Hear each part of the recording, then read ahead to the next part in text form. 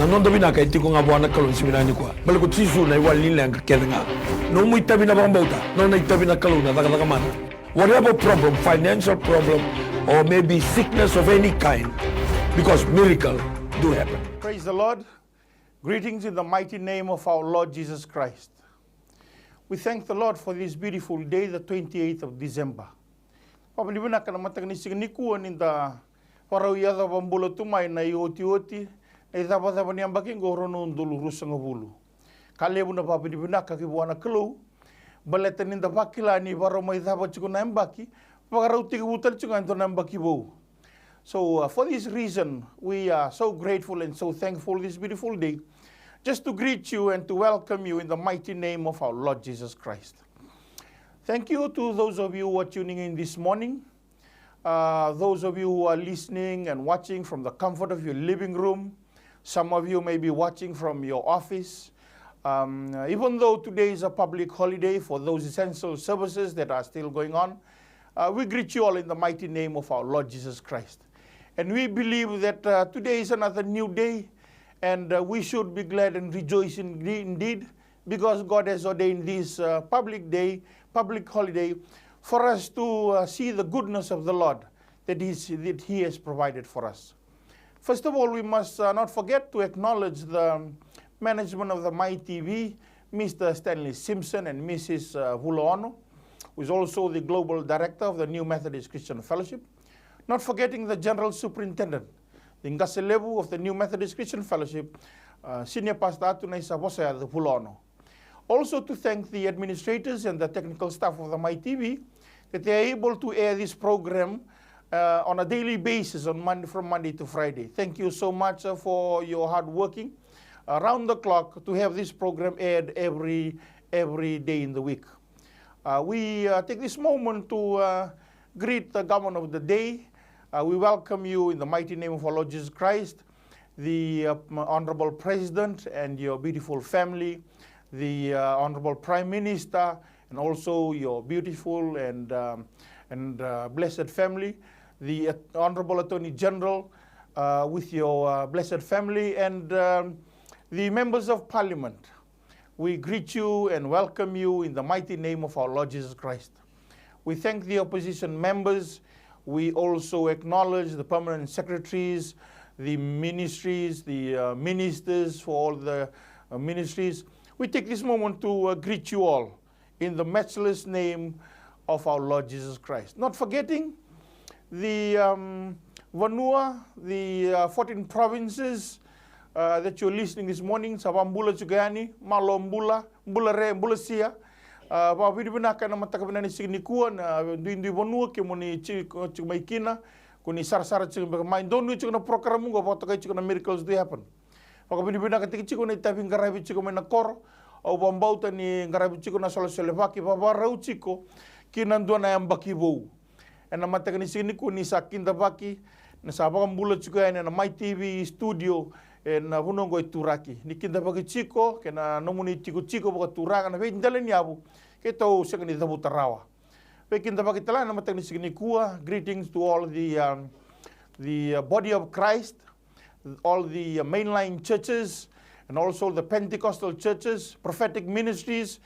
We greet you all as brothers and sisters of Christ. We are all part of a unique body of Christ. We greet you all in the mighty name of our Lord Jesus Christ. Matagni signikua na tikabuna na miracles do happen program matagnikua and na chikinibola tamu na Revelations 22 verse 13. The Bible says, Jesus said, I am the Alpha and the Omega. I am the first and the last. I'm also the beginning and the end. Matagni signikua, we are inviting you and encouraging you as we come to the end of this year. We have so many resolutions to begin with in the new year. We invite you to make your resolution, to make Jesus as your best resolution for the year 2021. Kima misa wabinibunaka ni nomnindo sema chikumai na matakabina ni signikuwa na prograramungo na bengo na kidesara wabimbi nomnindo baka utamai na nomni ulutang ni masu mindo may masulaki. Dabaga binibunaka buwana klo na lomoni ambagi to dogongo na nona baka edoka. Balatinio kwa pakatigabuna kwa na pakatao tu talanga Koi kilana non tambula, koi kilana no mumbula, no gumbula, non tambula ke sara. No mutu da ke no mundambe. Koi kilana no mumbula mai be kendaru. Koi se volle ka sara mai nei sulu kendaru tokara no matek ni sigini kua. Ya na buna ndono menta vaga mini bina kina. Ni wali ni lenga to dongo chisu ndonga. Oro mai zabo chiko ndana mbaki kito sabe surete no matek ni sigini kua. Sabe surete tu na New Methodist Christian Fellowship. Ve surete tu ni ke ve kani ke sara. Kenta menta zabo pateke Kristo. Menta tika butalanga pateke Kristo ndana mbaki bo. Ronga dana no mundingi dingi en nomu ni ko tapa pateke Kristo iko na tika bu pateke Kristo. Reda na kai tukuna na baka tekla tolu rosa bulu. Kau tisu reda satu na mateni katu baga tuki-tuki. Ko e wara katu me duru mai na nonda rumbula. Me mai tapa pateke kendaru na baki rono ndolu rosa bulu. Lebu na kai kau tamai na rono ndolu rosa bulu na mbaki ngo. Dondo no mendaru baka binibina ka ke bakase chiku ngabi ko na idingu nimbula. Balatini kalau ko lewa. Kato do ka zakana deli buru-buru ngo na kalau elewa dondua ena mata kabinani sini kuwa. Ya na buna kita wikin tabaka chikani kiri na mata kabinani sini kuwa. Ena ada tale, ena ada mana, ena ada sau ni ngone turang o Yesus Kristo ena mata kabinani sini kuwa. Wikin tabaka na mata kabinani sini kuwa. Praise the Lord. Veroni tal-talangase. Kita na bima sulagi chika na mata kabinani sini kuwa. Tal-talangase Bale, Sakiti. Praise the Lord. Bingarabi chiko na re zone. Turang ni kitei mai totoya mai lau. Wata kay tal-talangase Ravulo, Iliesa Ravulo. Turanga ni mbua lo ni koro venga rebiciko en nasinu English. Praise the Lord. Kemudian tal-talanga Sakiti bagi kemrau en ada tale en ada mana en ada sau ngone turanga Yesus Kristo en mata kabina sini kuwa.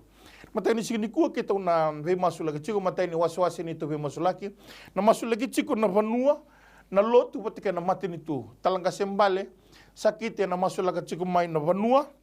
Au na masula ka chika na lotu, na ulutangan ni lotu, nangay masula ka chika talang ka si Ravulo, na ulutangan, au na masula ka chika ni na ulutangan ni mate nito, nangay tinia chika na mate ni wasi-wasi talang ka si Ravulo, en na ulutangan ni lotu, na mata ka binani siginiko. Nisa kintabaki. Nisa kintabaki na mata ka binani siginiko, na ada mana, na ada sao ni ngoni turang o Yesus Kristo. Osa sureta sara, nang boleh talang ka sembale Sakiti, meliu tagi kenda na masu, na mata ka binani siginiko. Tamang kem sala beta be kimni na ni mami vonu na mata kabina ni kuwa kima mi babu bina kani ka kede nga kuni daka na mata kabina ni kuwa no muni mandana burubur na malangi de ka kede nga mbul kina ado kina ni mami mbul na ni mami vonu no muni na mata kabina ni kuwa ni ka chikuni volta na mata kabina sa ni chobo burubura turang na mata kabina ni kuwa turang na ka kede nga sine kine wil kina na tamata ki mami kem tiu kine no muni todo na mata kabina ni kuwa ta kem sa masula ka tamagu na mata kabina ni kuwa na sa netin ka ban ni mami vonu kem sala beta be kimni metingu sa turang mai na sa na turang la kaundra buang maduatan ni lande na no ko vitile simran ko na san ko rewa san ko tailewa san ko nitasiri san ko raya san ko bana mata ka nan ko nan ronga na bosa kem sala beta ve kem ni na mata nan ko sin ngule da na ma nan na seru na mosi na mata ka nan dindai kem landi wai turang na san ko turang o lau la kaundra na la mai viti na mata nan ko san ko turang o kanta na mata kanan ko sa ngula da oro tuma na mata kanan ko tamang kem sa masula kana ni mami vanua be kem ni lumuta na no muninra na vanua ke na ngele na vanua turanga na kau na manmanu na ka ke nga tukina ni lumuta na no muninra na mata kanan dai tamang kem sin ngula da na tikina endo nan rau dio sa kalima na mata kanan ko na be korkor endo nan rau dio sa katol kem sala beta be kem ni na kana be ani anu tolon rau wala kem sala beta na babu ni ka be kem ni kem sin ngula da na be abusa na be tok na be matangali ena mata kabina ni kuwa kem sala beta be kem ni na be bu vale ba ndua ena mata kabina ni kuwa na ka vale utamangu na ka kem la duruma levu na bu vale rendambe bata na singa sudu ka ratiko bata ena mata kabina dindai era mula ba bu vale kem sala beta be kem ni ke dona kam kem water dere na mata kabina dindai ke water dere na ni mula ena mata kabina ni kuwa ko ni lebe ti muni rokobi na be bu vale ke na be tok na be tikina ena mata kabina dindai ke na mendu turang me lebe ti me liu tak na busa ba turang ne ndora korno kem sala beta turang me ba turna da muni tisu endone ada selme la malange u sibita na bi ada keta ngai kilira kem sala beta be kem ni ena mata banan ko turang kem sirungula daba na non rambul ko rabalengai ena na dagila basanga banan to kimai mo ya sana mata banan ko turang tu ni ngawa tu turang son tamata sanga bale merti ko kina sanga kakan merkania kem sala beta be kem ni sanga sul mer maka turang tumbu na bale sa bo bengan na ya budi bale kem sama sulak be kem ni turang na be ba ko takile na takabna matin tu kina non rambula kem sa surat tanga na ni bilu takibna na non ko kalo na ni loloma tara non rambula na bilu takina mata kabna ni ko na bi ka ke turang na ka kina non rambula ena mata kabna ni ko ngi be baro takina turang men ndo mera na adon dorong on dona tama dona tina ena non tangi mer babal ta ke na ado kina non rambula bena nduri don non rabale mena la ke non turang na ka ke me boletir ke msa sura tanga turang na no munial binak ngai te so buna no munial tam kena be tama tama ta ke tanga embule buno go biti na mata ka bena dendai era sol kan lola ma kina non rambula ni siguna ni ko wati kina nambula tangi nambula kabor ena mata ka bena ni ko ya ke buge babal binak ni kanu ni bos na madi baba sangan imbul na tamata naman rin doon nga imbul nga nung ni bos ni kanu tura ko ni bos sabi kimami na nung ni nabi ka ko ni dakaban siguro ko nanraki milis ni tamata milis sabi kimuni betan na nung ni bos na din tunga ena tekidur nabi ka imbul ke nga na ilabu na kaula na siliba ena mata na ko na tamata na vale na kakit nga ena ado ngon mer tekidur ka ko nga bang durun na ado ngon mer tekidur kina mena waktu sa sai kimuni na lubi ni kalondina turanga na wala sikina nambula mena lesibe kimuni ena mata na ko Cuma teman lelaki mami ki wabini bina kana matakan dindai. Na ba lebu na muni yalon dina batini kemuni kalau yalon dina. Lebu na ngauna ki musangan inda undina ebe kemuni. Lebu na ngauna ki mami da ngule zaba na inaki ki mami mbuli kina ni mami kalau. Na ba lebu Yesus Kristo na kau na muni rani vela lati. Sereki kina mami mbula mana Yesu kedenga. Na ba lebu muni rani vela lati. Volia tale ni mami mbula mana mbula ibala bala da. Kuni sule tale be ki mami dona nui bou. Na ba lebu Yesu na kau ni adamuni turanga Yesu. E tekinduru kina na be nduru kedenga. Na ba lebu kalau ni ala tabu na matakan dindai. Nunguni ndo tumeri ki mami baka malu na salandon donu. Ena vuku ni adamuni. Na ba lebu na matakan dindai ki mami masula kana matini tugo viti. Na ba lebu turanga na dendre la udurumi chigongo na lomo ni bonua. Wa usibi vichi vura turanga. Dendre bagai labo turanga na bekai kautamai na COVID-19 turanga Yesu kemuni kilabo benaka. Turang kim sa tambor ibe kemuni na mbulu ni turanga na presidendi, na mbulu ni turanga na prime minister, na mbulu ni turanga na attorney general, na mbulu kita sa na cabinet ministers,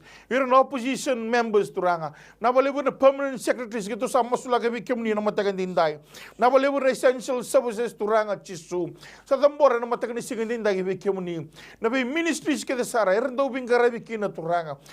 na kabay labo ni matin itu, kita masuk ni tukulo ni kemuni na, be fuki kemuni na, be luta turanga kimni na veiva ungeti kimni na wangada na talenti kuni susule vira na vuku na kila ka turanga muni bagaro te kina melo mani go bura me kautan na veka seng ne bakala loma muni turanga na bole muni kuni ndo bosi ke bikima na lebu na sala ke nga turanga na bole turanga na mategni na matin tu covid kitu sa tambora ke bikima muni turanga ni kuni na veli utegna lo muni na lo tambu turanga ena ndondro vir na veli utake turanga Yesu na maro go biti na lo mani ken lewe na turanga ena maro na yaumbula turanga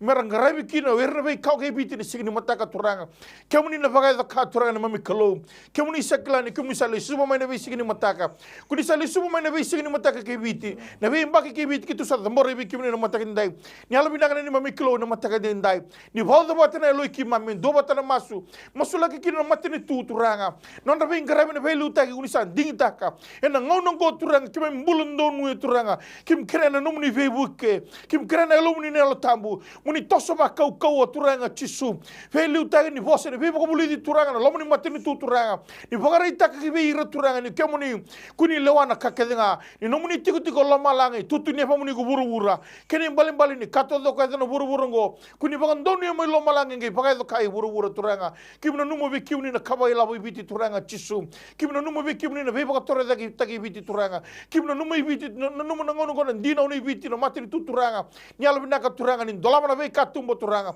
melo mani kine rekela kau tamata kim mai tuba tano munongo viti turanga kim sa tuba itiki viti turanga Yesu kemuni kila na mataga ndai kim sa tamborge be kemuni kim kira turanga nyalo binaka na ronondolo rusulu gandua zabo kuni na kau tamai kim sa waraka kim kira na nomuni lomni kemuni kalo zundu bakam berbera turanga ikimuni na be sa utaka na nomuni zundu turanga nomuni zundu kuni tukuna nomuni vosa turanga ni kale kale kolanga ira nomuni lomai tamat ya zamana tamat undolo turanga Yesu versalo mani kemuni turanga kamurena no muni bunau kim sakrena matakan indai turanga ni alabnaka ni sabaraka mandana lo muni turanga vera velu takena matakan indai ni bakai do katuranga Yesu ni kemuni na kalo peculiar na matakan indai ni kemuni na lo muni na lo tambu turanga hena baka vurme metaka na ve yalo baka mutako turanga Yesu na lo sene bakala lo muni turanga na lo bebe turanga na lo tata kelo turanga kimni na zabura kana lomni matini tu turanga men don robida kana vengarabi na vale na matini tu vengarabi chingo turanga chiso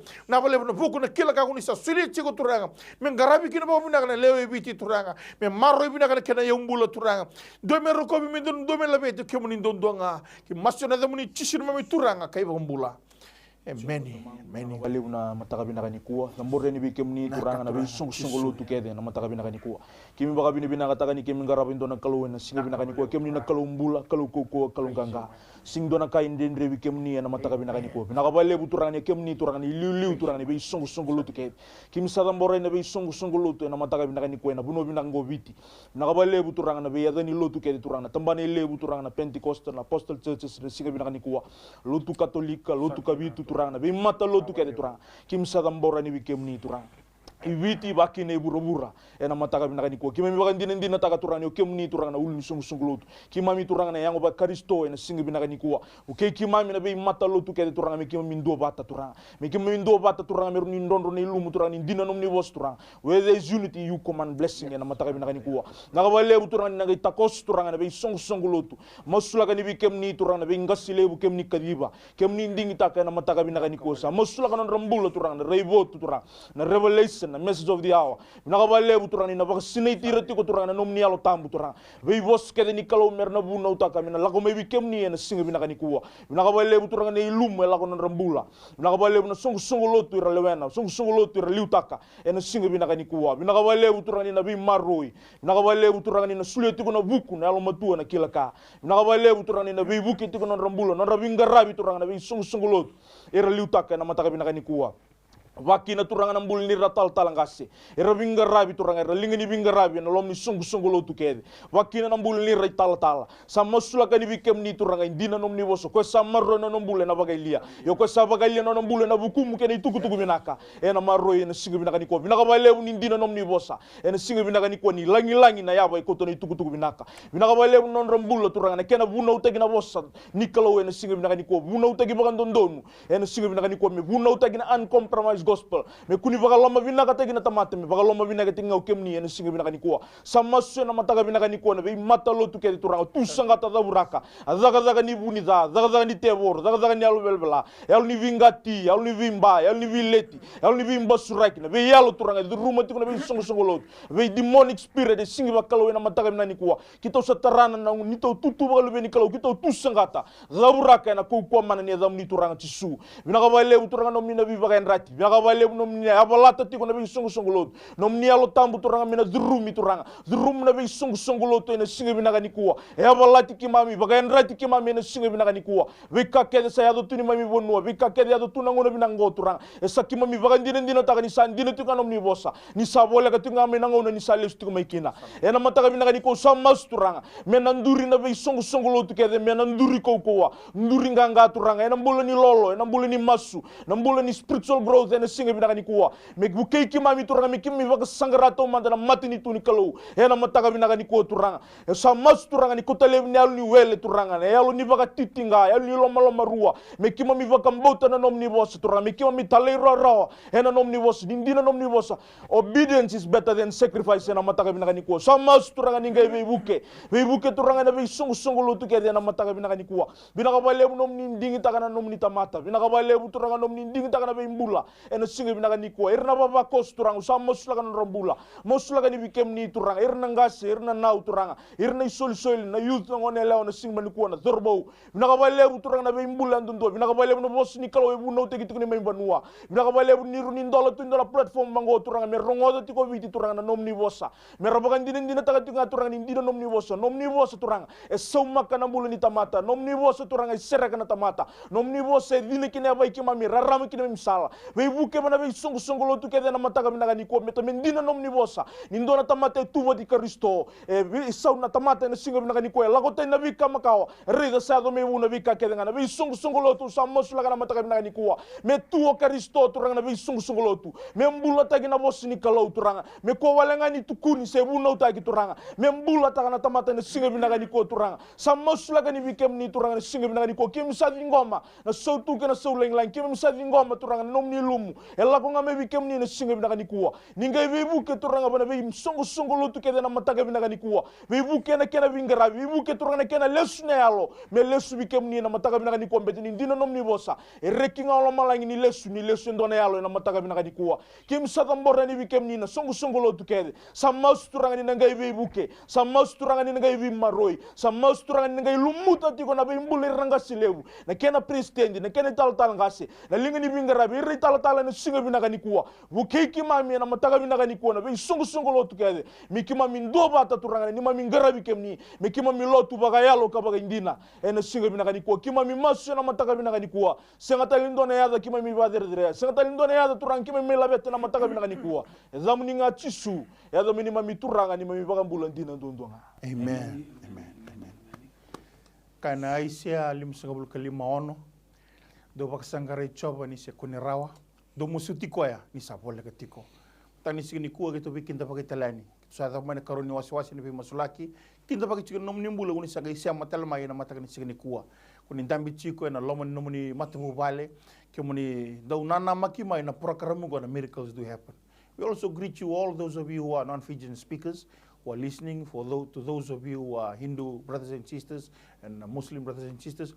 We greet you and welcome you in the mighty name of our Lord Jesus Christ. Thank you so much for tuning in into this program, or you've just come across and on this channel. This morning, this is our Miracles Do Happen program that always been aired from 11 to 12, and we welcome you. If you have struggles, if you're facing problems at home and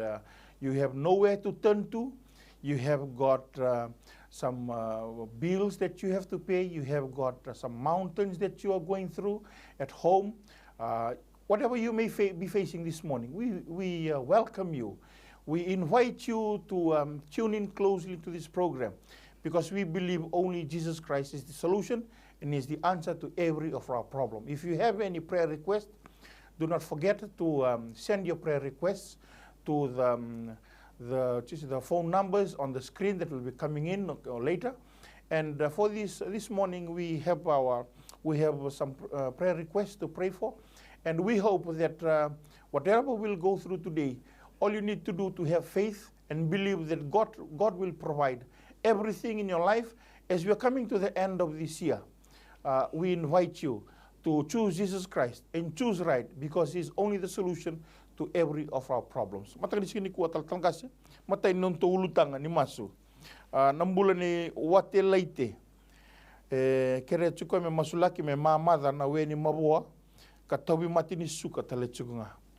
Ona kere muni masulaka manda nambula ni wate leti ena matakabina ni sini kuat. Turang kem sa tambor bikem ni nambul ni hotel ite na mata kamna ni kuah na mawa sini madarawa berarti ni 3 km turang na matin suka kem sa mas na mata kamna ni kuah na yalo ni te matin na limbada na matin suka na mata kamna ni kem sa suka balda na ko man alam ni chisu na limi turang men na nambul mbikeli membikina turang me baka maikina bangalal te na namni Bale turang na mata kamna ni kuah turang kem sa mas sula turang na namni nra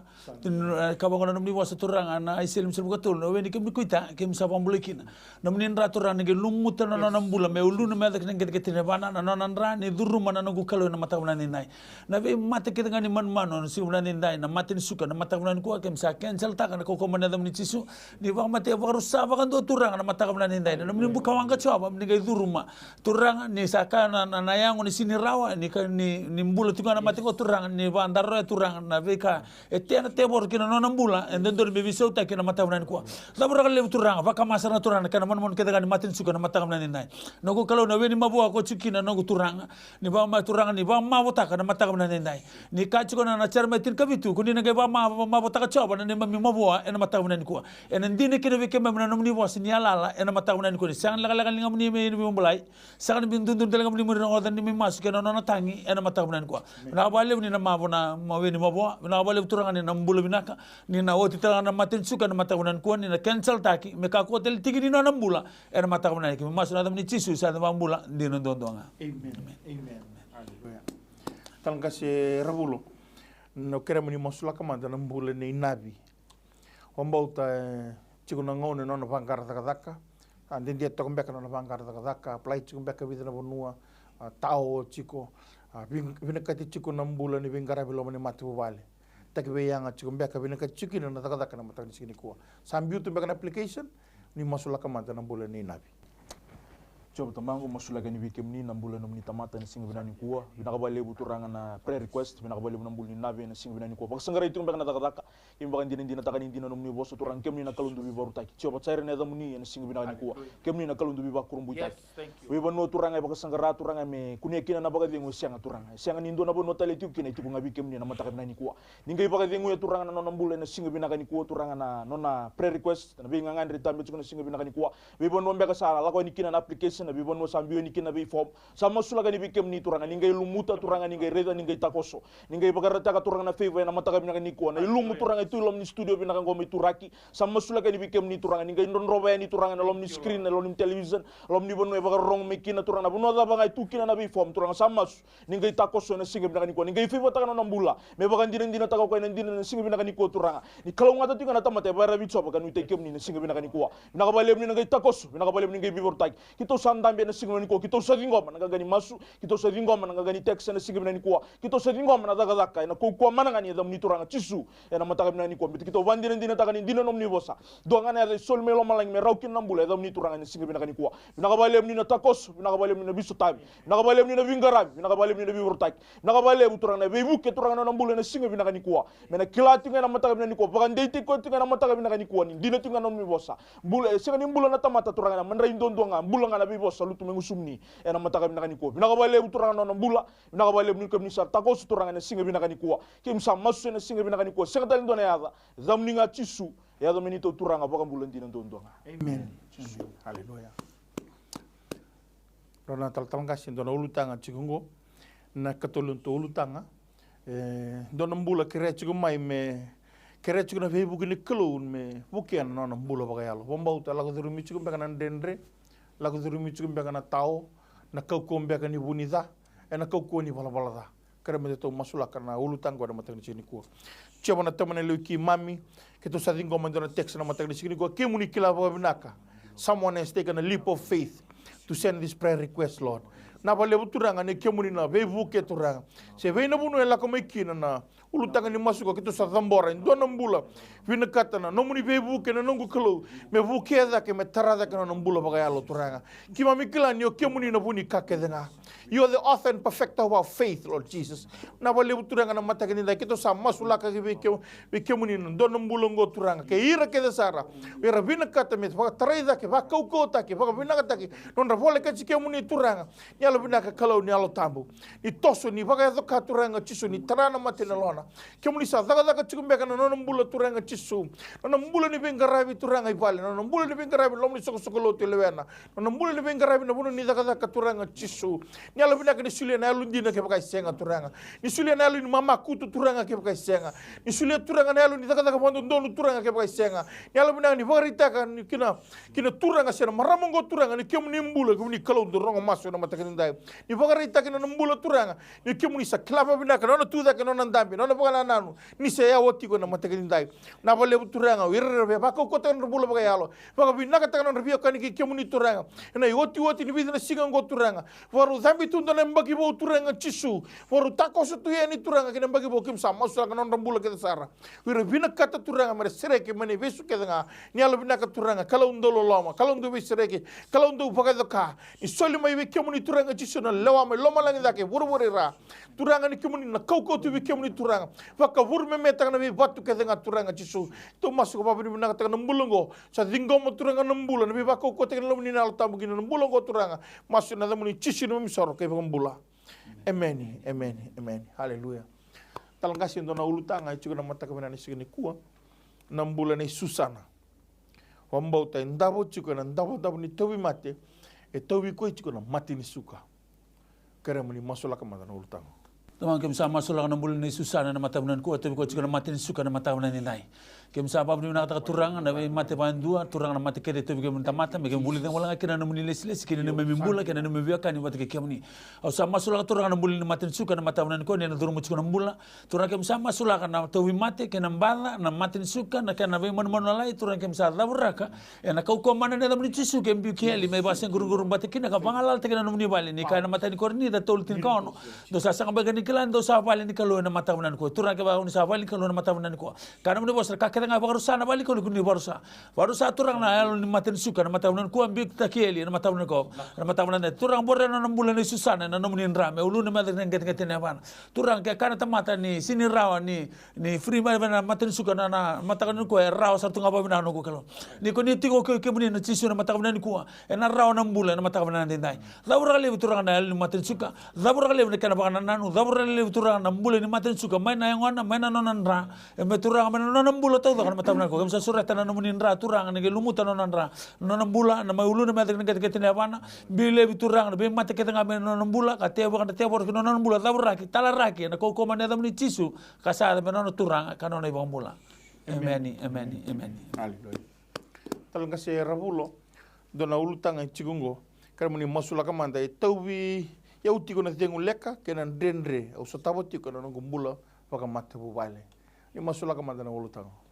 Coba tamang masula gani bikem ni turanga na tarwani ulutang na singa bina gani kuwa masula gani bikem ni nambulo turanga tobi ko itu kumbela turanga na dinguleka turanga sing torau turanga marama se turanga na singa bina gani kuwa kanga ukila turanga ni dina nomni bosa sing do na kain dendre bikem ni na kain dendre bana tamate roro tondo bikem ni abuno itu ko mai kina turanga na abuno endambi itu ko mai kina na singa bina ni kuwa barongo itu ko mai turanga somo masula gani no nambulo na singa bina kuwa mai mburen dalana do na ngeting ngeting bana kem ni turanga ni mbule na tamate na singa bina gani kuwa turanga nomni na tamata nomni na yalingas nomni na yalingone turanga kimami turanga ni mbuli turanga na singa bina kuwa tukunan din nomni bos turanga ni kimami sa nomni Bale turanga na singa bina gani kuwa bina ka Bale turanga no nambule na singa bina kuwa sama turanga na buno da bendambi kina na buno da betiko kina na singa bina gani kuwa ningai duruma turanga no nambula no ni tilo turanga no ni dangi na singa bina gani kuwa turanga na buno turanga duruma na dangi tatawo tikuna singa bina kuwa sama turanga na duruma turanga na nomni kata nomni muka wanga na singa bina gani kuwa vimate ndambi kina vimate tio kina turanga ni vaga uidala taka ena singa bina gani kuwa tusanga tadaburaka ena kokwa mana ni adamni turanga chisu sama turanga nomni nrasar sabat turanga ningai mborombia turanga no nambula mai mburendala na do ngete ne bana sama suna mata ni ko kito sa ngoma nambula beta nambula itiko ngabi kem ni ndina nomni bosa na daga ro sanga bukan dua iyo ene ado ko endo sama suta na de choba nambula kito sa ngoma nambula na mata bina kani kuwa bina ka Bale turanga nambuli matu Bale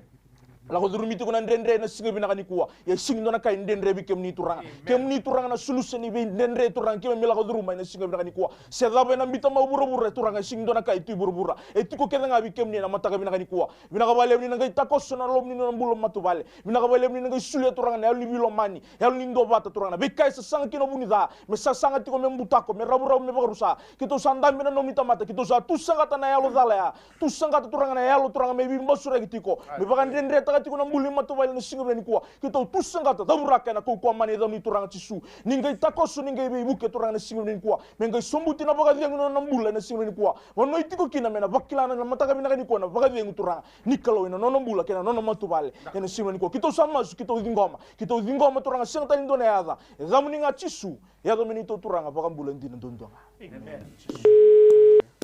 uturu mo don ngiringo talanga sembal praise the Lord ni sambulo binaka ni sambulo binaka alo opo mo chango le tal na wekanda to ya ni masula ka manden dona ulutanga go dona turanga budi chiko na uluna kay na matana sanga tala chunga metara no Bale kara ni masula ka manden ulutanga turang kem sama sulak turang na budi ni ulu bata kana na mata kabana ni kuwa kana na sangat semetar na Bale na mata kabana ni nai tamang kem sama sulak na mbula na mata kabana ni nai turang ke bakai tu bata ke kristo dan tamata sana ke buli bo ya me takal be kamaka ya me bo no be ka kenanga turang ke bakai bina kata turang me bo ya turang me bambu na nomni bos na mata kabana ni kuwa me kata na nomni bos me tungan ka na nomni bos be chosua na mata kabana ni nai no kala me bana na no kina singa kena bo na mata kabana me na ngai zakaba me ngai ra kina bo me tamata turang na mata na ka ke bulu kina na turang na mata kabana mate bude ke misal dunruba besuka walda talara ki turanga me mbiekeli me wase gurgur bate kina bangal ta kina no Bale na mata kabana ni kuwa na ka Bale no sangat chik metar no Bale turang na soni Bale na mata kabana ni kuwa na kau na kaba na ibako na ka ke nga turanga metar kina no Bale ke misal mas mone na be baro ta kitamangu kina no Bale kina no mbule na mata kabana ni kuwa ke me rendi bakila na yalo ni tao kina yalo tabutu na mata kabana ni nai ron ke me reida turang na yala ni no na sasanga na mata kabana ni kuwa tamang ke misal masu na mata kabana sangat lindo na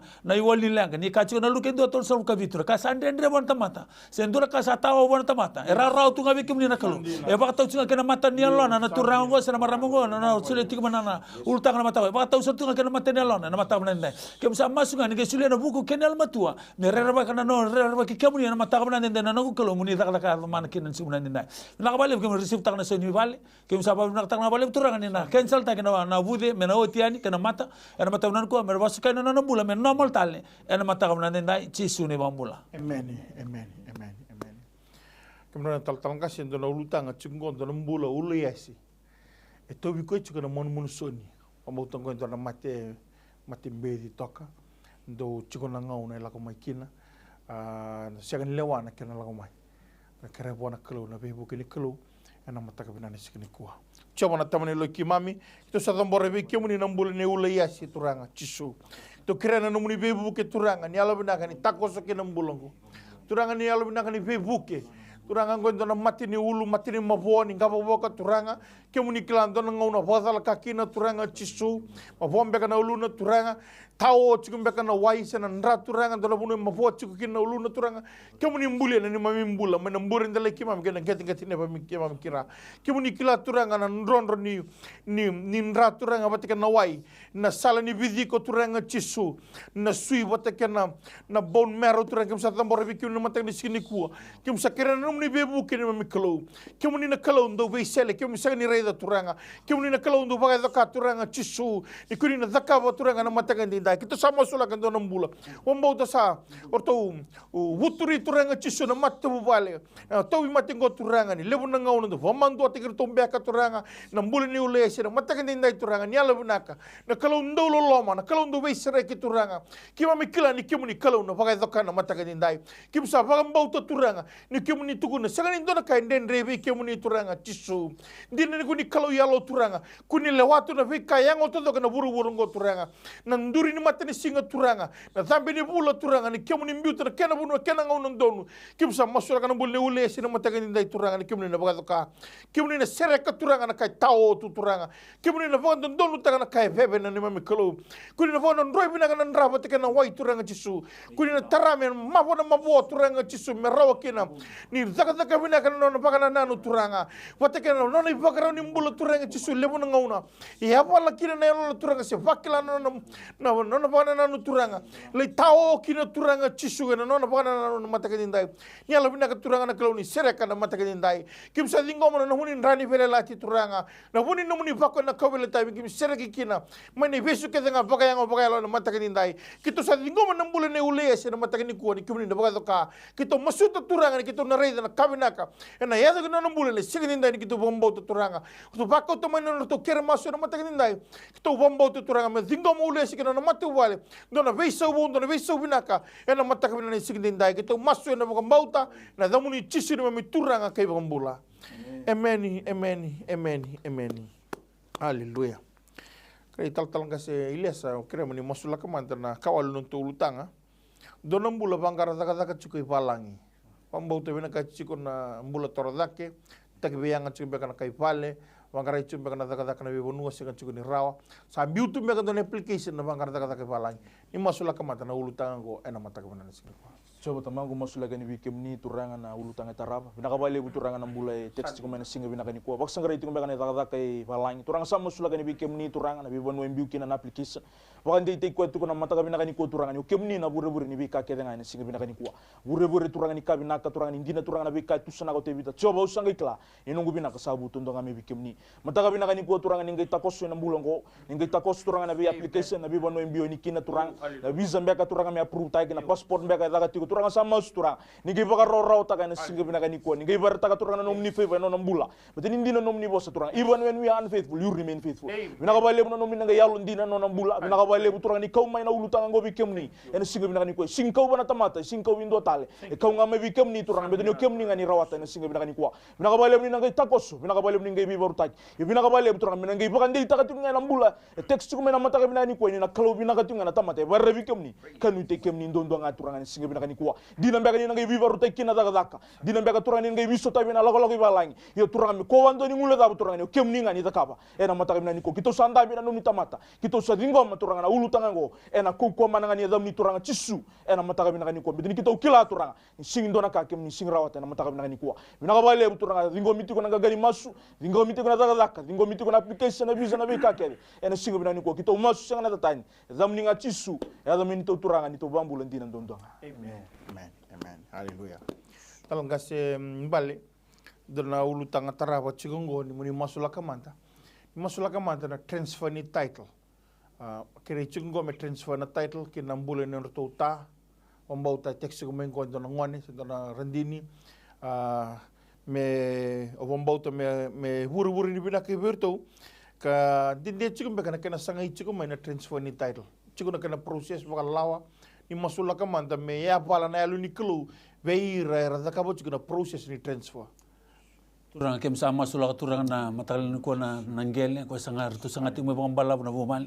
Donang ono bala no to sangati no to tangi de turang na bina kami ado kino to bumal. Sangai bang den rete kitu turang na kana proses ke na kana garabi na be kami bala certo na matabnan ko. Na buno ke de tao kina na volongo no turang kem sama masula na be ya lo bandua. Kem suret kem ni na lo tamu ni na duru na leo ni bola bandu na matabnan ko. Watala kina turang ko na willi kana matabnan ko. Kem sama masula na non rabana no ba non bakasa maturang na biya lo kita ngasin bakal mamuni etena te bagi tu kena non remula non rede tu kena ba kau teman andre na lu dun ral bimba kana lu bileti na lu bisei tamang kem sa cancel ta turang na mata na no kem sa kali mai beir kata ngarwilika beir kata kanton bandon merabandon ya nangel na mata na ko merenir tu bolai be taman tu nangel na mata na ko tamang kem sa masula na mata na ko nindola na mata ka tu mo no turang merto rede ni lingamuni ta ko sa non tu bula ra kina merto ra ta kina non tu ngel dendo endo nangon sala merra kina merto visau kina ba mata bobal ena mata unan ko ta songo ke dan bulan ba tamata nindi no mliwas ko neka e kalau dan tamata warra kina tamata ena mata unan ko ikaw ba no mliwas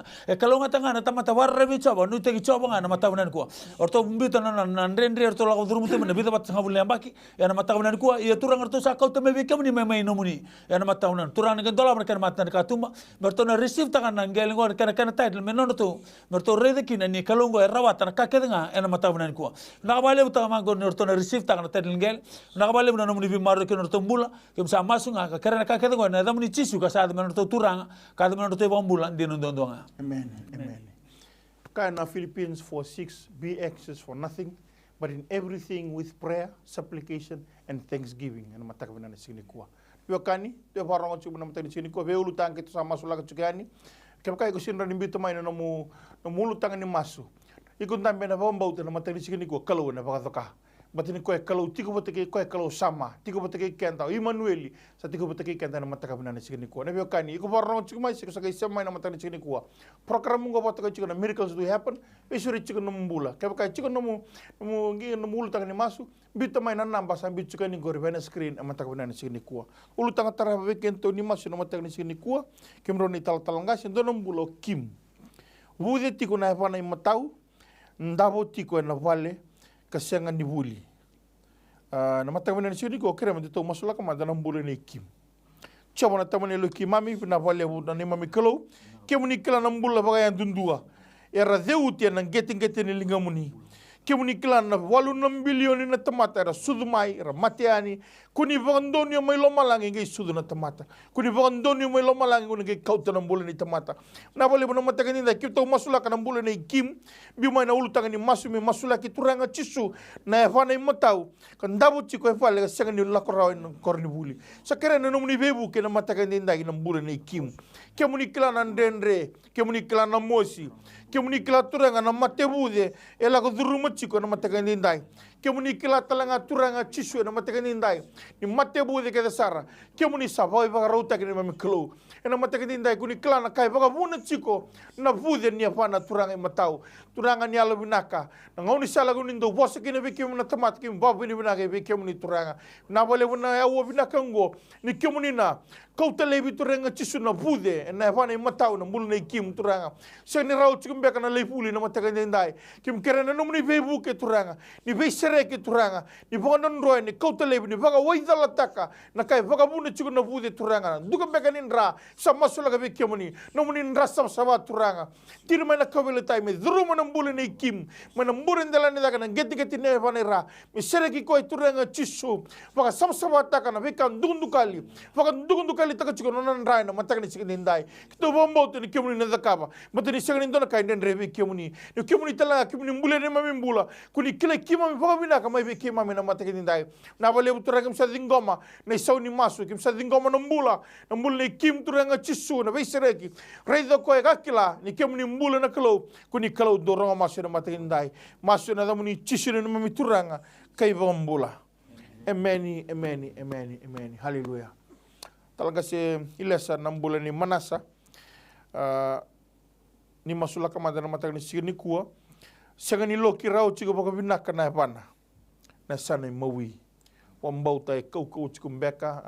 lakapata na sui watake na ua kera muni masula kama na mbula ni manasa ena mataka binana signi kuwa so tamang binakabali buturanga na mbula ni manasa na mataka binaka ko sa masulaga ni bikem ni turanga na mbula memburin dala na donang kiteng kiteng ban masulaga ni bikem ni turanga ni ngai bisire ki turanga na mbula nakabali buturanga ni ngai bibaka mbula na mataka binaka ni ko turanga sa mas turanga na nomni lumu na nomni ndra sabay na mataka binaka ni ko na nomni alo tabu turanga sa mas turanga na singa binaka ni ko turanga ni ngai bibuke turanga na mbula turanga na singa ni ko na bi masela na bibiko na sala ni ndra turanga na bikai baku ko taka na masela na singa binaka ni ko se matya daba turanga me bisuka turanga na bana ena mataka binaka ni ko sama sulaga ni bikem ni turang ito sa dingoma na mbula turang kito si dingoma na mataka binaka ni ko ni bandinan dina taga ni dina nom ni bosa turang randuri na wa malai rongonan din di bara turang na singa binaka ni ko kem ni runon dolu ni ambag sawti ni anganga turang may na mate na singa binaka ni ko senga serangan indo na ka turang dendre na mataka binaka ni ko binaka balem no nangay takoso binaka balem ni nagay biwa mbulay ena mbula ni manase na mataka binaka ni ko sama turang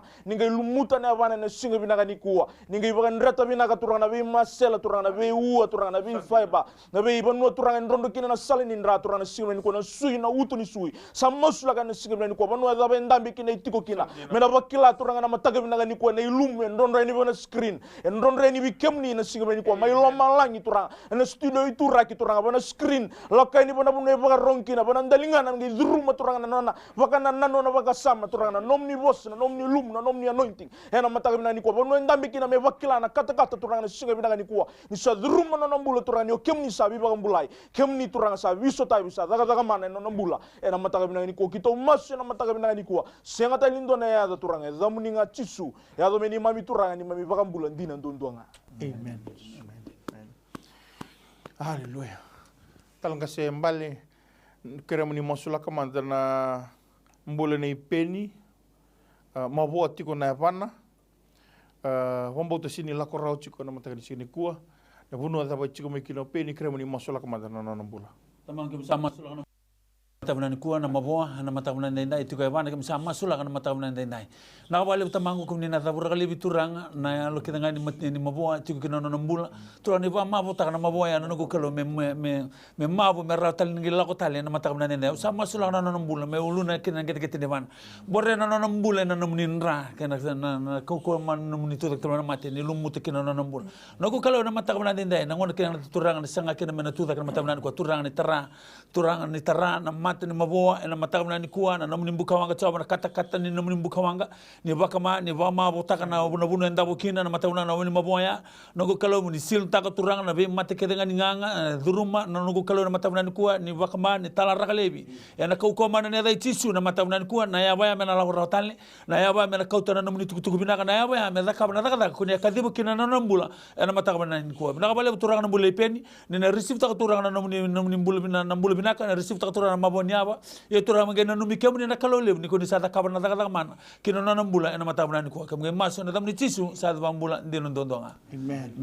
haleluya kemudian tal kasi enda to masula kamanda enda na ulutang na matani sini ko nambula ni ben umbote mavot kumbeka na ngusu na iloma mavosar chiko na nagam umbote sa ndinde to kumbeka balilai kaya to masula kana matani sini ko chaba na tamay kimami may lomalangi binabalebo na mataka ni sigini kuwa na mbule ni ben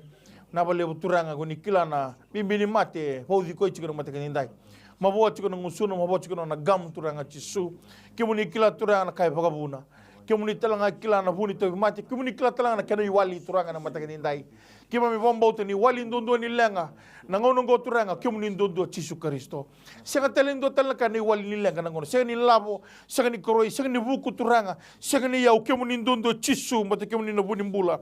Kemuni na vuni tuda ka tala mai na mate na matagani ndai. Kemuni na vuni mbula turanga, kemuni na vuni visereki. Kemuni na kalo bola siga na matagani ndai. Serau tu. Kemu sama sula kana mbula ni ben ni alabina ka turanga. Ni baka mabo ta kana vuno e mabora. Wona ndende turanga. Loma ni ngusu na mbala tini susu bole na ngusu kimami. Ena venga una kede sara turanga. Ni alabina ka ni tatara kina sa vudimbe kana matagani ndai. Mosimbe kana matagani sini ko turanga Yesu. Kemu sakere numni bebu kina mikloni. Bagareita ke ben turanga. Ni sambiuta mai na ulu ta ni masu turanga. Sabina kata nambula na matagani sini ndai sa. Sanga maganda na bunua. E greide kino ko kuni kina nambula. Wambau tu ni sa reida ngai kemu ni turanga kina na wambau tu kemu ni kila na matagani ndai. Ni alabina ka ni visereki. Ni alabina ka turanga Yesu ni bebang alataki mana mosi keda nga turanga. Wambula nambula ni ben na matagani sini ndai. Muni rokobi muni lebeti kina ki masu na muni Yesu. Ni mami turanga binaka kai bagambula. Amen. Amen. Talanga se Iliesa wambau tu bochu nga bikin tu china miniti. Bochu nga bikin tu china miniti bikin muni wamuri chika mai na program mungo. Ena matagani ni sigini kuwa mana chin kendua kena chin kerua. Bochu nga china miniti na vidanga na ulutanga gitu na masulaka chuka na matagani sigini kuwa. Na ndo na ulutanga na matagani sigini kuwa. Talanga se Iliesa nambule rupeni mai kaningem. Na sasanga kira ko me masulaki na sasanga lo menon to matu vale sanga ichumbe kana huli tordake sanga ital chumbe kana daka sanga ital chumbe kana vale binaka watika na motuka ko kata dogo ngo ikila na kelu na kakente binaka ni masulaka manda na mbula ke na matu vale rupeni mai kaningem. Coba tamangu tambore ni bikemni na mbula ni rupeni na singa binaka ni kuwa masulaka ni bikemni na sasanga masulaka ni bikemni na mbula matu vale bula babi botini na singa binaka ni kuwa vikaturanga mbosiri vikaru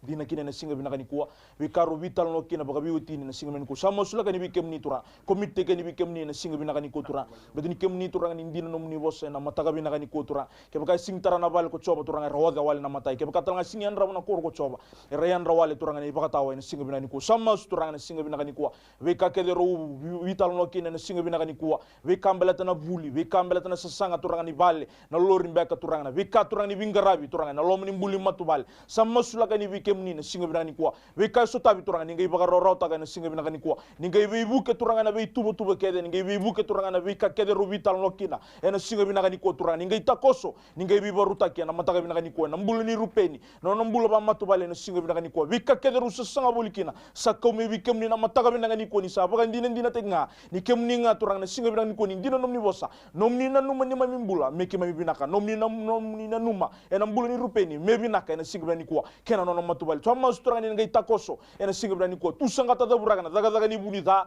daga ni tebor ena singa binaka ni kuwa yalo mbeka ni wele yalo turanga si sangati ko mai turanga me bimba suraki yalo mbeka si sangati ko mai turanga me wakata ya butaka turanga na singa binaka ni kuwa na bisa sanga runda mbikina ena singa binaka ni kuwa sama sutura ni ngai bibuke masturanga ni ngai takoso masturanga ni ngai biso tai biburtaki ena mataga binaka ni kuwa ya melangiti me rokovi ngakina na dhamni ena mataga binaka ni kuwa ni kemni ngani na dakava kito masu senga na datani dhamni ngachisu ya dhamni mami turanga baka mbula ndina ndondonga. Amen. Talanga se mbale na kera na vimo sulaki ndona maramatina kena ndona turanga tama rau mbita mai ndona ulutanga ni masu rau kere me masulaki na luben rau o vini ki saula me soli bi rau na yalu ni barrong patika na tali rau tamang kim sa masulak na mbula ni vini patika saula na mata na ko laman ni wale na mbula baka ngoni kim sa tambor na non rombo na mata na ni na yalu ni tali rau na yalu ni do barrong na mata na ni kuwa non robina katana non itumtum me teva que non rombula na matabana tama kam sama sula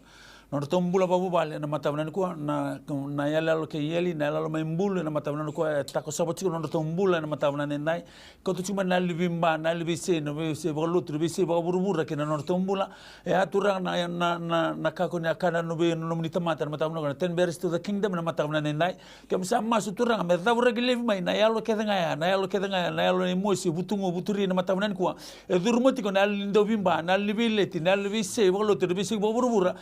e varita ki turanga ni lei na bos ni kalau embula ena lo mata me buke na mbula me rau ki ndo warong katali raro na mata nan ko turanga da ura kali seranga turanga bandua na ya lo ka nga ya me bi kali basa guru bat ki na bangal tak te bo tali turanga do na ya lo bo ki na lo ni mata wala mata nan ko na li marau na li wadeng na reki na tali raro ki na warong na mata nan ko na ya lo bakana no ni na mata nan ko ni te ba ka ki no to mbula no to ba ka sama ni no ni mati mana kawul tai e yang aberto na mbulongo ba usi ki no mbula samber mai ena mata nan da bina bale turanga nirtono dingoma nambula bo itu ngabe kemni na mata nan ko nambula itu ngabe kemni kem ge la tali kibe ni satu ngabe kemni nambula ena mata nan ko bina bale turanga nirtono dingoma nambula ni tali rarawa nambula ndo borrongo ena lo menor to bale ena mata nan ko bina bale turanga namni bosa ni ge te na non to mbula merto bakila na ko ni bosa namni bosa cisu ena dina karara makina non to ngon sala ena mata nan nda kem ge masu sana tani adang limum ni ko cisu sa merto turanga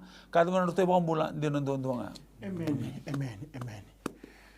Tang kasi Iliesa buat sila bikin tu 5 miniti uti tingani ulutanga kemuni na masulaka na mataguna ni sini kuah 6 bulan ni susah na main tabu lebu kere chiga mena numi rau na lubiana yang baki ba kena yang baki tolu merau bimar na kalau na non rombula na mataguna ni sini kuah. Coba tamangu masulaka ni bikin ni 6 bulan indo na tina susah na mataguna ni kuah. Bita tiko mai turangan na ulutanga ni lubiana na singa binaka ni ko samo sulaka ni bikem ni turangan na non rombula na ngone na singa binaka ni ko ba no daba roti ko kina ba no daba turang runda be bol kini na singa binaka ni ko ningai bi maroi ningai bi sotabi ningai bi berta kana bula na singa binaka ni ko nomni na numa merto binaka nomni na numa na singa binaka ni ko na nui binaka na norto mbula ba matu bal samo sulaka na non rombula na ni suli na no daba roti ko kina na singa binaka ni ko ningai mbarumbe na non rombula nomni rasa swa ni nduro na singa ni ndurumbongi na buka wanga na singa binaka ni ko samo turang nomni nglo stur selwau yan raba turang na buno ru laku kina na buno ru tiko kina na singa binaka ni kuwa ningai bi marro turang na rombula na singa binaka ni kuwa beteni klautina na turang ni bagi daba klautina na turang na singa rin tiko bat kira na bingo na be miniti bisikon yo kemni turanga kemni tu na be yasana kedanga ningai bitango maki ningai bi marro na singa binaka ni kuwa to bagan din na taga na mataga binaka ni kuwa turanga binaka bale turanga na mbul ni tinango ni mai bagarabi tanga na non rombula ni to na soli bi kemni na mataga binaka ni kuwa ya kito sa masu na mataga binaka ni kuwa ningai bakal ka ningai tiko bat kira turanga yan rabir to kede tiko na singa binaka ni kuwa masulaga ni bikem ni sanga talindone ada kito masuta sanga talindone ada kito mai vadere dera zamninga cisu ya zamini to turanga bambula ndina ndonga amen so changa no tolu tanga na matang sini kuah papi ni binaka be kenta kita sara na ucu sini ulu tanga be kenta to masula ki chukuna mbule ne Viliame lewena chukuna British Army krembe bai banti kita ki chukuna klo na taka so bosomo de masula ki tanga kini ulu tanga kenta to sa masula ko chimai chawa ni to klo bina bale bona matakani dai na bale bona mbulne Viliame le buno daba chuka nikina zaka ba British Army turanga kerana nomuni kemni na klo ni be marro turanga mbuda ni valu be ngarabi kina turanga kerana nomuni be buke turanga chisone matakani dai lomuno na matu vale sire na buku na lomotua nomuni protection turanga na non mbula wabu kita non mata bubale be buno na kina zaba na kania be buno na lakoba turanga zaba na bangata tamata na sutaba turanga ni ala bina kana klo ni be marroi turanga ki masu be kemuni ni kuni na be virmbai ti turanga kemuni na be maro non rambula masula ka talanga na be ulutanga ke sara turanga ke to sa masula ka ke mai na bale turanga so nombula randambe na mataka ni sigende dai na bale turanga ko ra seng ren bitara mai non ra ulutanga ni masu kim san do bata na mataka ni signi kuwa era dambe talanga na ba mbauta turanga ni ala bina kana matini sukara tumunin ra na kensa turanga na veimbiu turanga so era kabor tu na matu wala mataka dindai sona ngonera ngingawangau tu na mataka ni signi kursa lakombe kota lakombe na turanga na daga ni teboro me basura kana matu wale kitu sa masini me klo ira kedera mbul nomuni mbuli tale ena mataka ni signi kuwa ra hotai kedera ulutanga ni masu ena mataka ni kuwa ni ala bina kana be sutabi be iranda mina ba mbauta na mataka ni signi kuwa ra bina katana mbula turanga ni be sire ke na mataka ni ndai so era sa lakomo na private doctor sa lebu non ra sau na private doctor turanga sa ravoli waini mate turanga sa vangata ka lebu non ra yau na be buno ra lako kina ke na be wunu wai kedanga me rau kina mbula turanga ni ala bina ka turanga na mataka ni ndai be kemuni e free non ra daga ngam ra mbauta turanga kemuni na sobaraka na be ka kedi na non Ravula mere kila turanga ni kemuni beso tabi na matagin dai na bole na beulutang kedi ni masu na bole na MaiTV na bole na management na bole na turanga na kasile turanga na bole turanga tombula na technical staff na bole turanga eta kena matagin sigin dai vira kedi rabaro kana matagin sigin kuwa kena ulutanga todo kana masula kena madongo turanga kim sa dambora ni kemuni ena matagin na sigin dai kim ge masu ka ba ni bunaka ena sagana da tani sagana da mbuli na damuni nga chisinu mami turanga kay bambula emeni